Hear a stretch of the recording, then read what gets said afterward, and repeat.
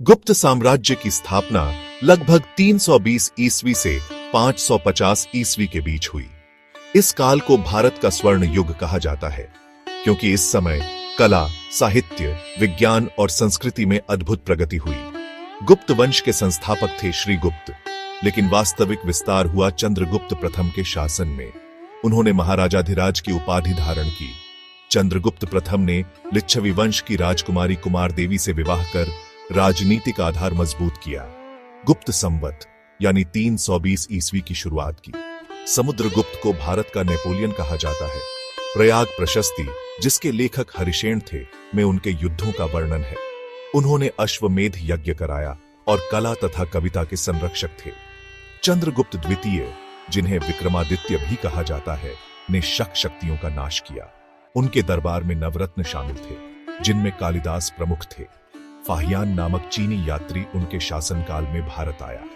शासन व्यवस्था विकेंद्रीकृत थी, लेकिन कुशल। प्रमुख पदों में कुमारामात्य, संधि विग्रहिक यानी विदेश मंत्री, महादंडनायक आदि शामिल थे। ब्राह्मणों और अधिकारियों को भूमि दान दिए जाते थे। अर्थव्यवस्था कृषि आधारित थी।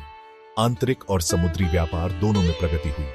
सोने के दीनार और चांदी के सिक्के प्रचलित थे। अजंता एलोरा की प्रारंभिक गुफाएं इसी काल में बनी।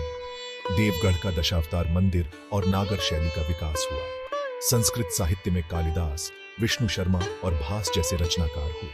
संगीत, नृत्य और चित्रकला का भी विकास हुआ। विज्ञान और प्रौद्योगिकी में आर्यभट्ट ने आर्यभट्टीय ग्रंथ में शून्य, पाई और ग्रहों की गति का वर्णन किया। वराहमिहिर ने बृहत संहिता में खगोल शास्त्र और ज्योतिष का विवरण दिया। चिकित्सा क्षेत्र में चरक और सुश्रुत के कार्यों का संकलन हुआ।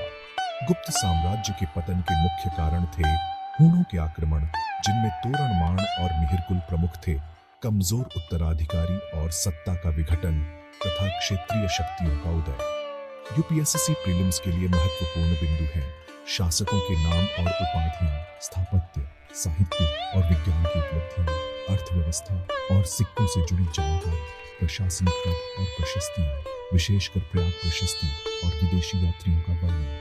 याद रखिए, गुप्त काल केवल एक राजनीतिक युग नहीं, बल्कि भारत की सांस्कृतिक और बौद्धिक विरासत का आधार स्तंभ था। ऐसे ही ज्ञानवर्धक वीडियो के लिए सब्सक्राइब करें द ओशन ऑफ शिक्षा।